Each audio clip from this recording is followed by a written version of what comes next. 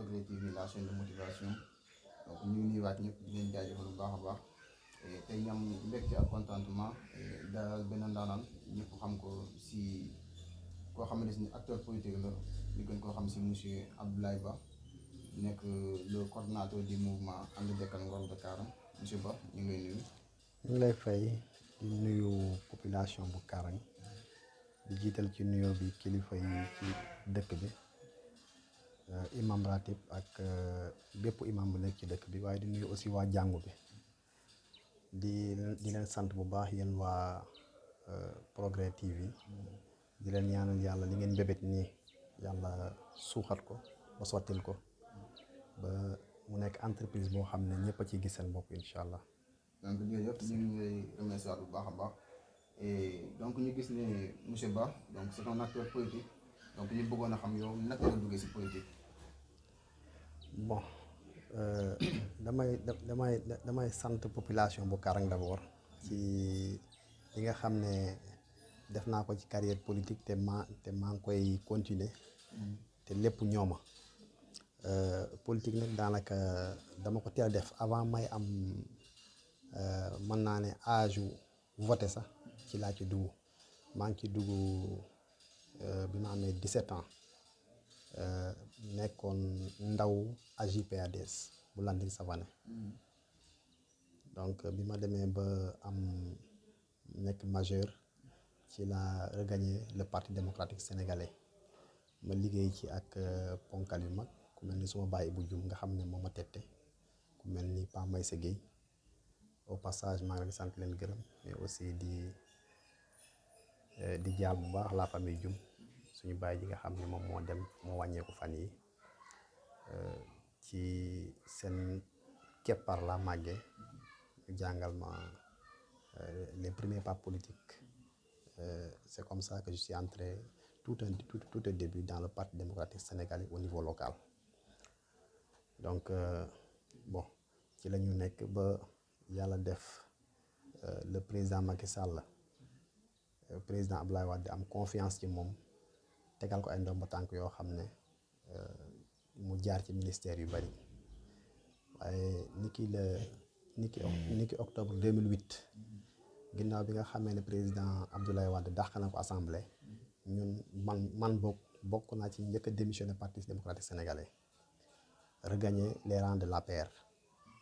donc bokk naa ci ñi nga xam ne ñoo créé APR surtout dans la commune de Karang donc on n'était pas nombreux man la woon Diogène Gomis bon pas plus de 3 personnes donc on a eu la chance de recevoir maanaam président avant muy falu ci bopp réew mi ñoo na fi ñaari yoon ñu ànd ak moom fu ne ànd ak moom ci Sirmang ànd ak moom Kër Samba Gueye ànd ak moom aussi si jàngu bi nga xam ne moo nekk Karang ba waa jàngu bi aussi ñaanal ko ànd ak moom aussi ci imam Dembo moo nekkoon imam ratib bu Karang c'était en 2010 loolu yëpp ci la xew donc ce sont ces pas là qu'on a fait pour tout au début quoi. Très bien donc et depuis lors je n'ai pas quitté les rangs de l'APR waaw donc là aussi il faut souligner quoi parce que parfois nit ñi dañuy am amalgame nit fii la nekkoon démb jooy ko na fii démb ñëw na fii tey donc ça c'est un jeu de localité mais depuis 2008 jusqu'à présent je suis un militant mais aussi un responsable de l'APR au niveau de la section communale de Karang et d'ailleurs me rappelais depuis Abdou Mbow bu nekkee coordonnateur des jeunes de l'APR au niveau national je suis le coordonnateur des jeunes de l'APR au niveau communal et jusqu'à présent le parti defaguñu benn renouvellement waaw c'est ça qui vaille quoi loolu mooy dox ba léegi. donc on retient donc da nga tudd léegi nii koo xamante ni tey donc ñëpp gisoon nañ seen lien yi ngeen jotoon a am muy monsieur le maire l'actuel maire monsieur Diogène Gomis est-ce que ba léegi lien yooyu ñu ngi am ba léegi. bon ce que li may wax rek toujours maanaam lien yu ñu am man ak monsieur le maire. sur le plan politique. sur le plan politique. ñoo bokk parti maanaam ñun ñoo bokk l'Alliance pour la République. mais nag mun nañoo wute gis-gis ci doxalinu dëkk bi. auparavant du nga doon collaborer. bien sûr maanaam auparavant on était ensemble. bu ñu créé APR au niveau de la section communale. ñu créé APR moom jamono jooju mu nekkoon le coordonnateur de l'APR au niveau de la section communale. Bon man ma nekk le responsable des jeunes waaw il y avait aussi le responsable des femmes. donc parti bi noonu la juddoo noonu la màggee au niveau de la ba ñi ci des walliance. donc c'est comme ça que les choses sont passées noonu la affaire bi xewee. alors am benn relation boo xamante ni jotoon nga ko am aussi donc mu nekkoon sa coordination yow ak monsieur Ibrahima Diop. waaw c'est maanaam noonu bon Ibrahima Diop c'est un petit frère d'abord maanaam rakk la di dëkkandoor aussi yàlla dimbali ñu aussi ñu dëkkin bu rafet donc bu mu amee idée maanaam bu mu amee xalaat lancé wu ci politique donc daf ma ciblé maanaam daf ma tànn ci biir nit ñi mu ñëw ci man mu ne ma ba Ablaye dama bëgg ñu créer dara donc ñu ci suma salle bi fii ci la ñu créé man ak moom ak Zal Fall ci la ñu créé ce qu'on appelle le mouvement jàppal ma jàpp Kaarang ca kanam pour l'émergence donc bañ ko créé ñu dawal maanaam jëm koo suuxat pour jëm koo yaatal ba li ci xew ci. et la suite bon ñëpp xam nañ ko c'est officiel bon du nekkul lu may làqatu dem naa ba gis ne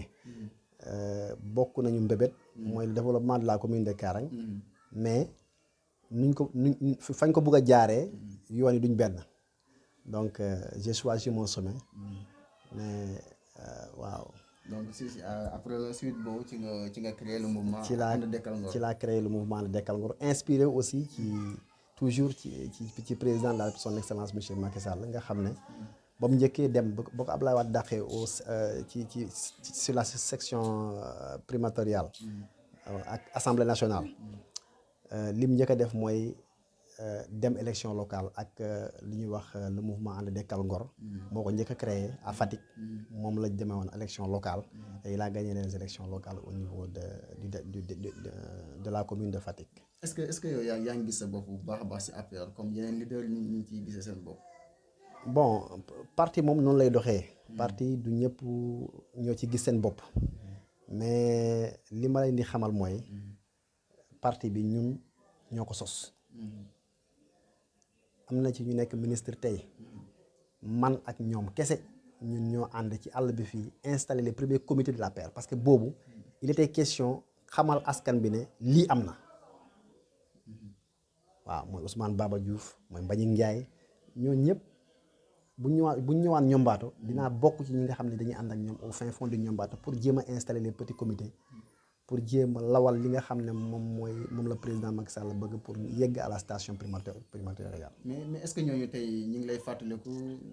c'est surtout début yu métti yu mel noonu xam nga benn mbir ngeen di ko sos muy métti te su demee tey ba yenn neex ngay xaw a am tuuti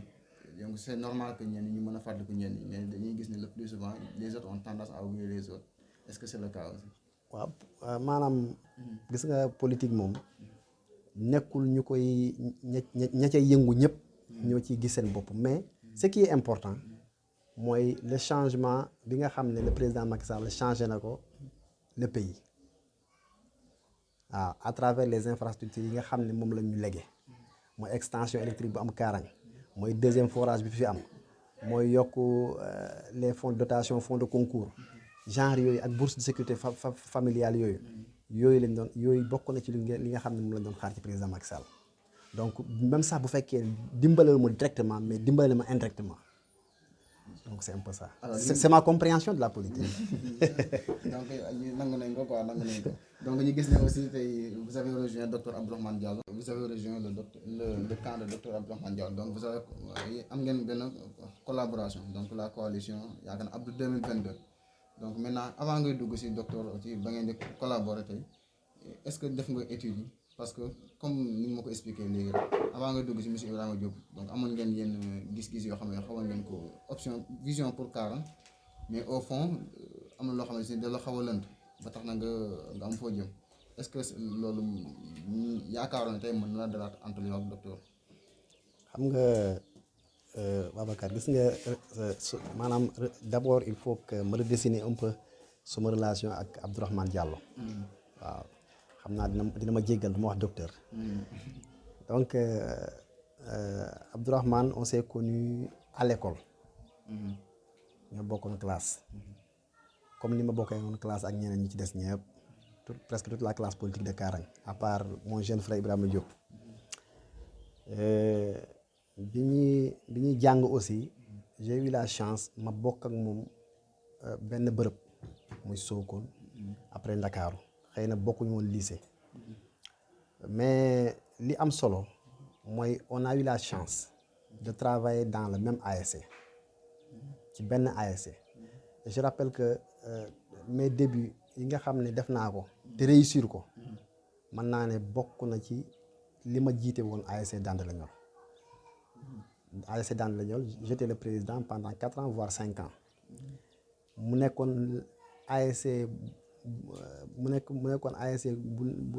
nekkoon fii boo xam ne amoon na autonomie financière parce que góorgóorlu woon naa ak ñi nga xam ne ñoom laa doon àndal ba dépasser le cap de million ci xaalis boole ci aussi lijjanti partenariat boo xam ne man maa njëkk a doté en tant que président le poste de santé Karang d'une ambulance médicalisée donc yooyu ay xeeti jéego la yoo xam ne ak liggéey boo xam ne man ci foofu laa doon xaaree yenn structures yi maanaam ñuy défouler aussi le développement waaw donc loolu yàlla may na ma ko bi ma nekkee à la tête de cet ASC là léegi nag si on parle de politique Abdou on s'est connu à l'APR mu nekkoon APR russe man ma nekk APR Karang bu ñu créé APR fii aussi il était présent mais après ci la dem donc ñu liggéey ba 2014 mu jóge ko Russie ñoom mu ne ma il faut que ñu ànd pour ñu liggéey pour mu nekk maanaam pour ñu candidater quelqu'un parmi nous deux ma ne ko non man joxe naa suma carte de presse parce que je travaille avec Gomis et pour le moment ce qu'il y a lieu de faire c'est de soutenir la candidature de Gomis pour ces élections de 2014 léegi ba loolu amee bon on s'est compris mu dem bon li yàlla def aussi bon monsieur Diogène Gomis a remporté les élections bañ demee ba ci biir conseil municipal bi ak durant le mandat bi nga xam ne moom la ñu askan bi fal parce que je rappelle aussi je suis un conseil municipal et je suis l'un des rares conseillers yoo xam ne mosuma tardé réunion conseil municipal parce que damay bëgg a fekkee damay bëgg a xam mais aussi damay bëgg a participer ci li nga xam ne tâches yi nga xam ne dénk nañ ma ko parce que l'objectif nekkul nga yor ndombo tànk bi kese mais l'objectif c'est de travailler avec li nga xam ne moom la ñu dénk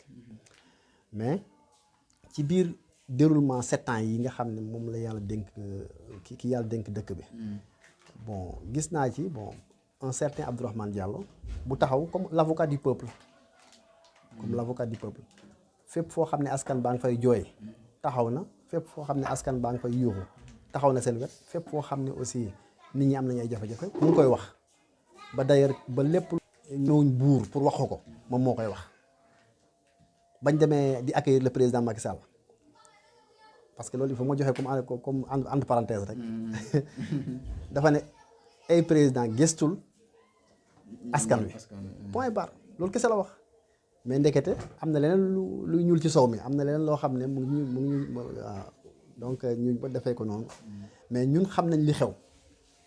donc bu ñu defee loolu dem ba récemment bi ma génnee jàppal ma jàpp ci laa créé le mouvement de Dekkal Ngor ma ne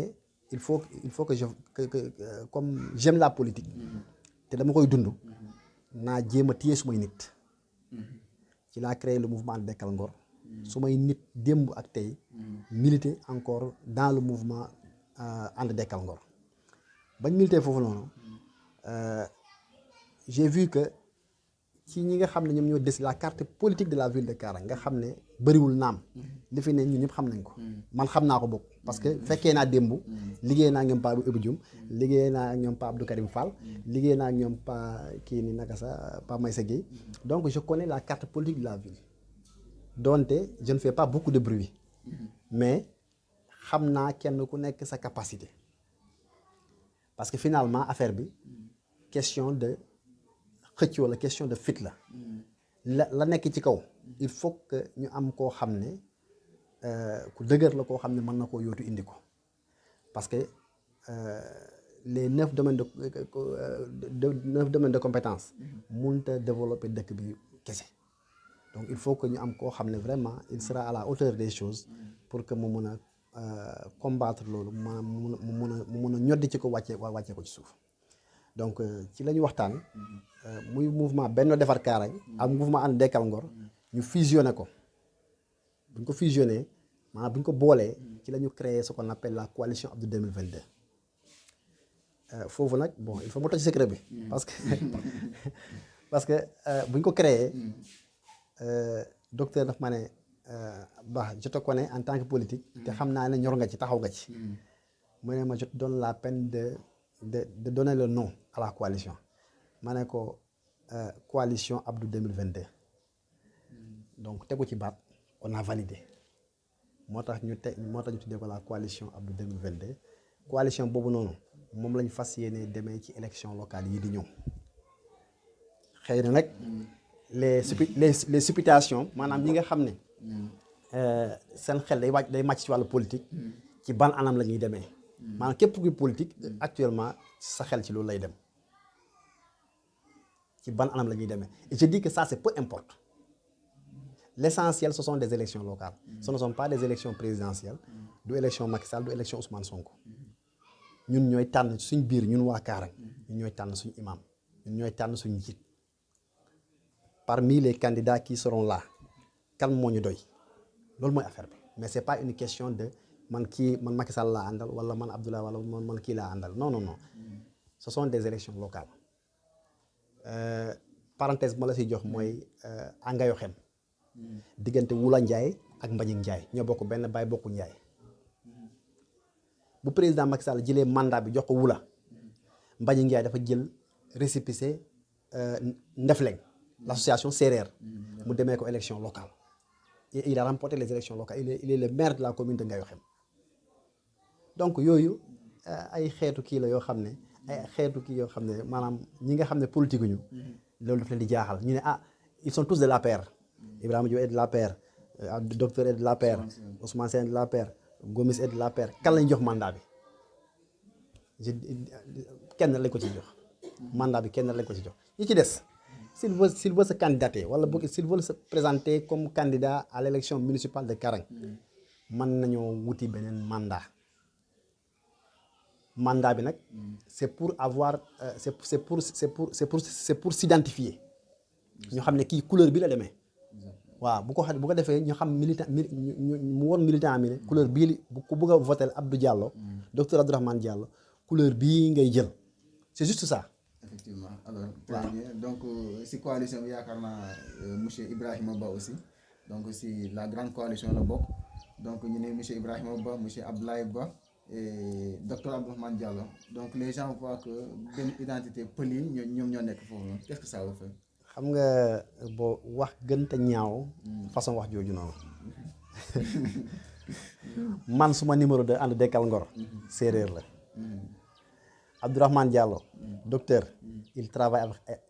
avec Khady Ndour il travaille avec Pape Diop ñoo ñëpp nekk Benno Defar Kaarang il travaille avec Pape Diegane Samb kon tey ñooñu di concocter cette formule là c'est parce que tout simplement Ablaye Ba demul ci seen côté c'est parce que tout simplement Ablaye Ba demul ci seen côté c'est ce que je vois mais ñun man mi nga xam ne sàmm màggee Kaarang donc dafa am loo xam ne wax yoo xam ne jarut a yëkkati je pense que aussi Abdou Diallo mi nga xam ne baayam fii la juddoo je pense que dafa am wax yoo xam ne jarul yëkkati ci pour bugg fàlleen ma rek. alors est-ce que voilà Ablaye Ba pël Fuuta kese ñoo nekk si ginnaaw parce que le plus souvent nit boobu la nit ñi am Ablaye Ba pël yi la yaakaar pël yi la. waaw bon xam nga li ma la doon firndeel léegi rek. nee naa la le numéro 2 de la coalition And Dekkal Ngor c'est un séeréer ah le secrétaire général c'est un séeréer ah le porte-parole peut-être mën nañ ne waaw Lawbe ak Pël benn lañu moom la donc man je ne vois pas ñu coller étiquette boobu et pourtant boo demee jàppal ma jàpp mais am na ay Pël Fuuta yu fa nekk c'est ça boo demoon tey ci je ne sais pas ci peut-être Gomis fu mu ne mais il travaille avec des Pël donc loolu bon waxi kasaw kasaw la wax ju yàqu la quoi. est-ce que mën nga revenir tuuti si objectif bi nga xam ne ni moo nekk objectif le mouvement ànd dekkal Ngor. bon xam nga politique moom. L'objectif c'est d'abord c'est de massifier. mais aussi l'objectif bu fekkee ne politique locale la. c'est de poser des actes concrets. ou bien avoir une vision de développement. ban vision nga am pour Karang monsieur Ba. xam nga li ma waxoon monsieur Diogène Gomis que je salue au passage. en 2014. dama ko ne dama ne. Karang bokkul ak yeneen communes yi nekk dans le département de Foundiougne. Karang dafa am ay points yoo xam ne. nit ki bu bëggee liggéeyam fës. liggéeyam nit ñi teg seen bët. dafa am liggéey dafa am fooy wér ci sa liggéey. benn bi bu njëkk bi. mooy le problème de l'insalubrité. Karang c'est une ville poubelle. c'est une ville frontalière. ku gàddoo sachet Gambie bu ñëwee balaa muy dugg oto. Karang la koy sànni balaa muy jàll. muy benn ku gàdde sachet Kaolack Ndakaaru bu ñëwee ci oto bi bu mu ko bàyyi foofu lañ koy bale wàccee ko wala bu mu sànni ko à la frontière jàll. donc Karang c'est une ville poubelle maintenant ki nga xam ne moom la yàlla di dënk dëkk wala moom la yàlla dënk dëkk bi je pense que boobu c'était objectif la boo xam ne maanaam liggéey la boo xam ne nañ ñeneen ñi defee mbay seen plan de développement comme les communes comme commune Kër Samba Gueye Saloum Diané nangam Nioro Santal ñun amuñu espace bu ñu bayee ñun li ñu am mooy le périmètre communal que je rappelle que 20 800 kilomètres carrés la bariwul boobu noonu dafa war a set war nañ teg benn plan d'assainissement boo xam ne bu taxaw la boo xam ne dafay setal dëkk bi yaa ngi dégg beneen bi mooy am nañ ay secteurs clés yoo xam ne ce sont kenn amu ko mooy la gare routière mooy l'usine du Ñombaat ou bien de la commune de Karang nga xam ne lu ñu ci am ci recette rek waroon na tax lépp lu ñu am ci recette waroon nañ fexe ba màggal ko defar ko ba mu nekk loo xam ne ku ko gis xam ne lii c'est un bijou à Karang. beneen bi mooy Karang est une ville frontalière. Karang devait être un marché nga xam ne lépp lu suñu naataango gambien soxla au lieu ñuy dem Kaolack ak Ndakaaru war nañ ko mën a amee fii donc dafa war am pôle commercial.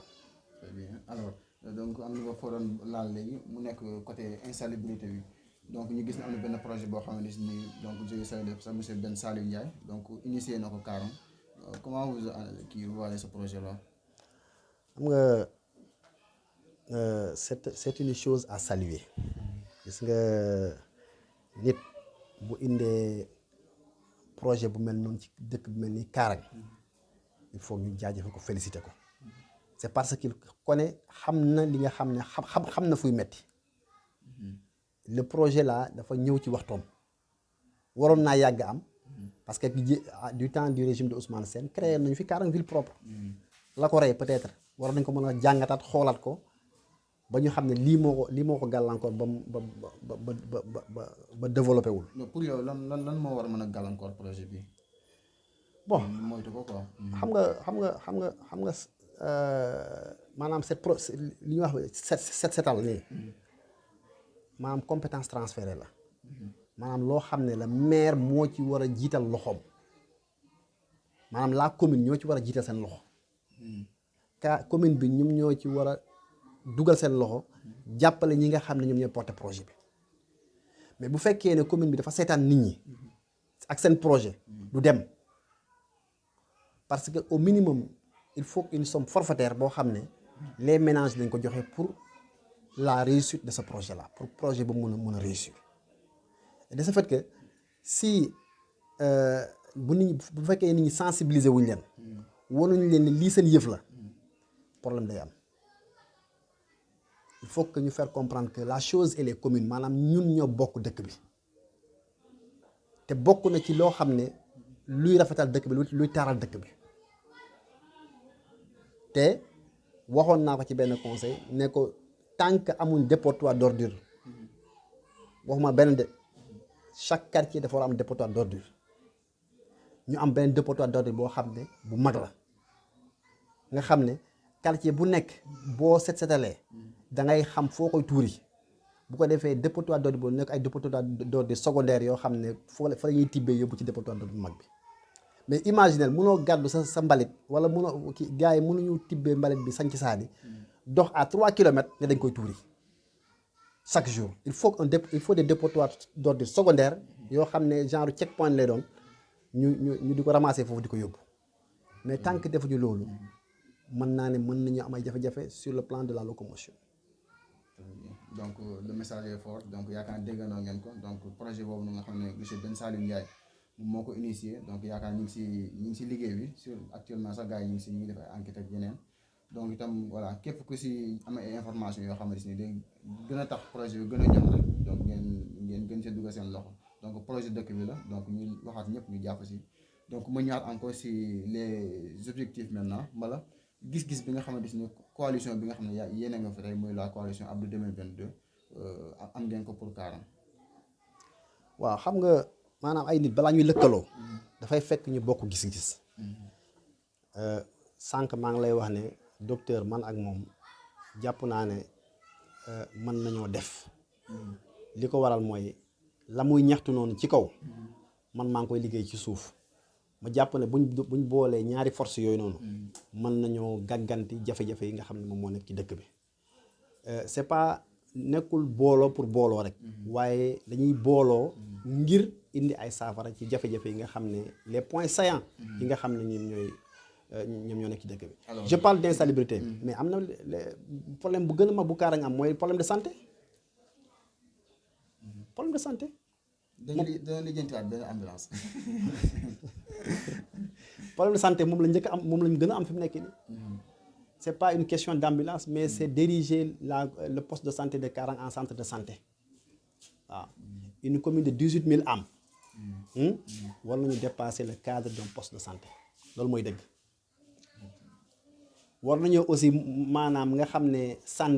ne santé bokk na ci domaine de compétence transfert war nañu moo toogaat ak penco ak district sanitaire bu Sokone waxtaanaat xoolaat tarif yi nga xam ne moom la ñu teg ci poste de santé bi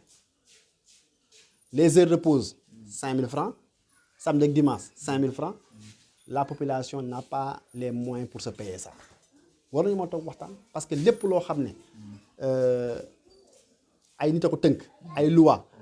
mais ce sont ay nit kese donc loolu yëpp mën nañ ko waxtaanee xoolaat naka lañ koy mën a améliorer. nga xamante ni yaa ngi lëkkaloo ak moom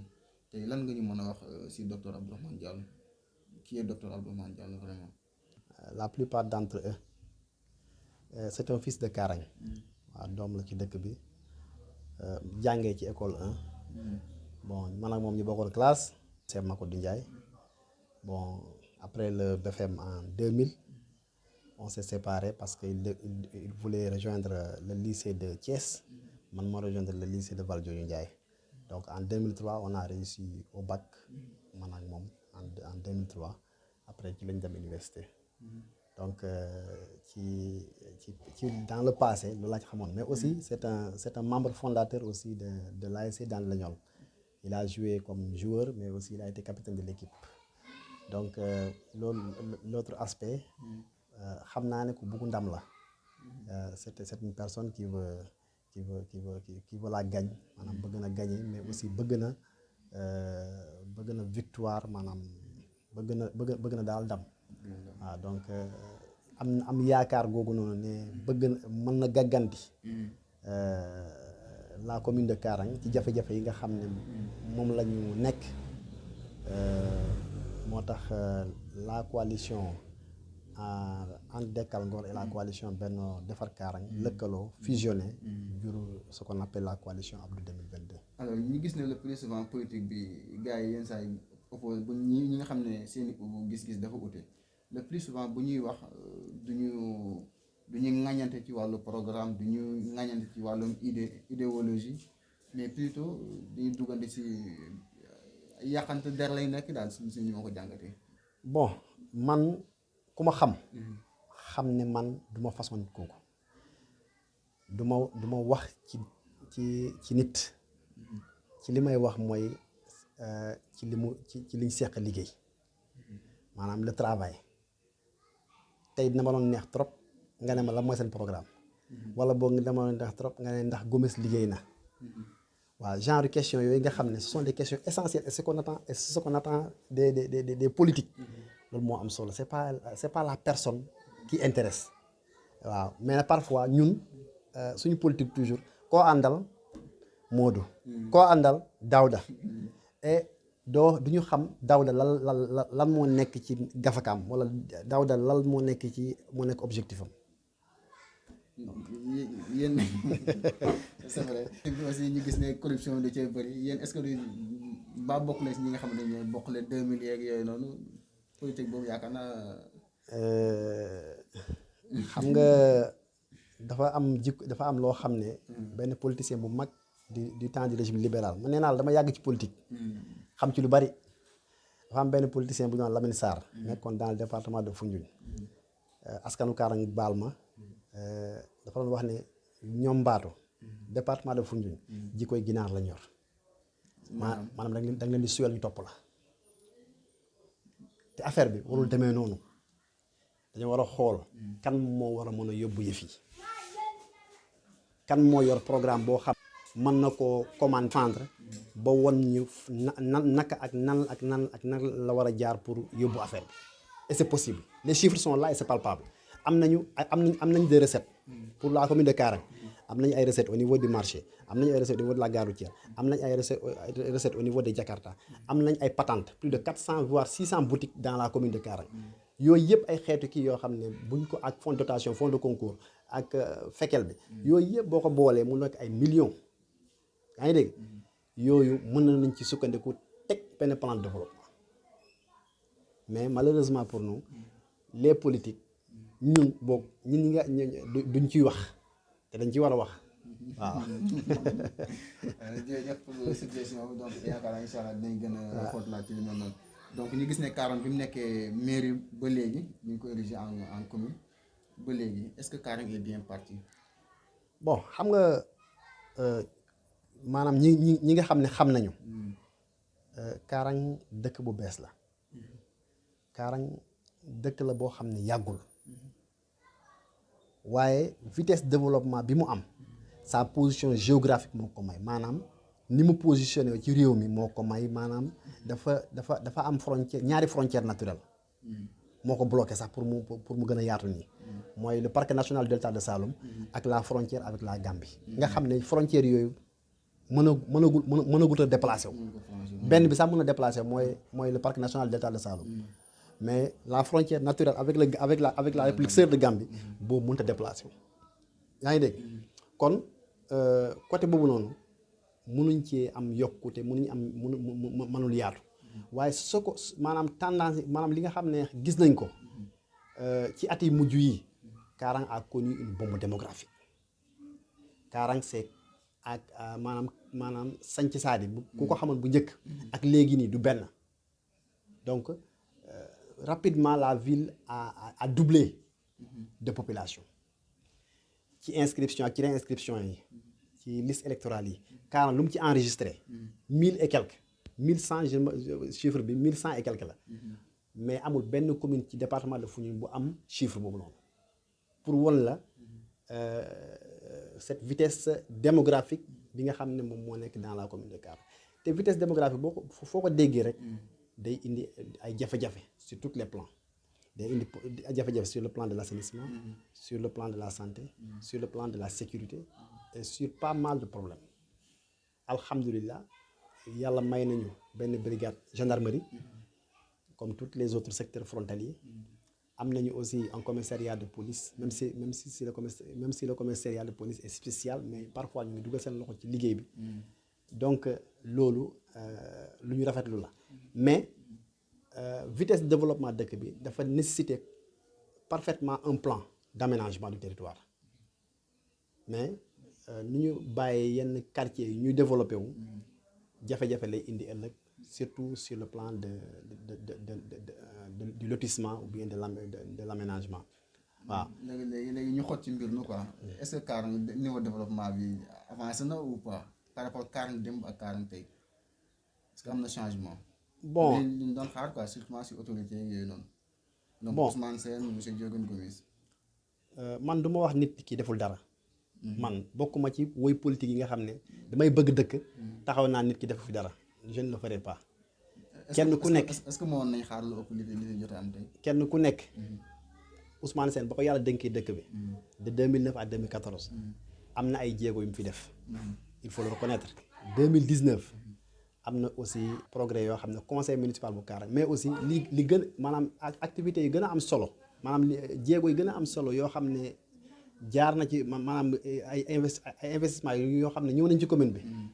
état du Sénégal son excellence monsieur Macky Sall xam bi mu xam Karang xam bi mu xam Niombato xam bi mu xam département de Foundiougne moo tax mu def ko fi lu mel ni électrification bi lu mel ni deuxième forage bi waaw yooyu ce sont des choses phares yoo xam ne loxoy maire wala loxoy conseil municipal bu Karang dugg ci benn yoon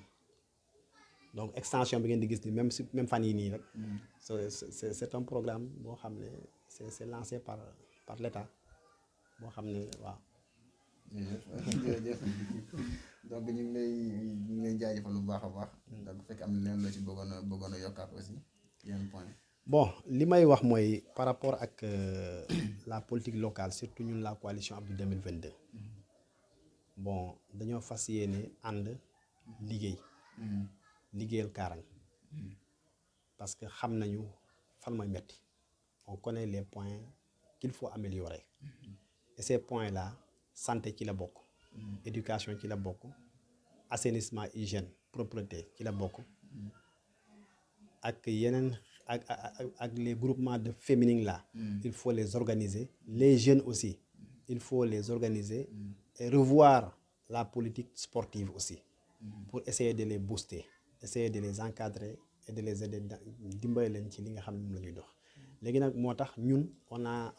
defar nañu benn programme bi nga xam ne mooy Karang horizon 2027 parce que c'est un programme quinquennal de 2022 2027 loolu bu amee coalition boo xam ne def na ko déggaguloo ko fenn ñun on a pris les choses au devant xam li nga xam ne moom mooy saafara yëf yi ëllëg parce que affaire bi nekkul da ngay dem ba gagné nga ne fan laa war a jaar ci biir conseil bi lañ nekk conseil municipal bu Karang man docteur xam nañ li xew xam nañ ce qui ne va pas donc dès l'instant que au soir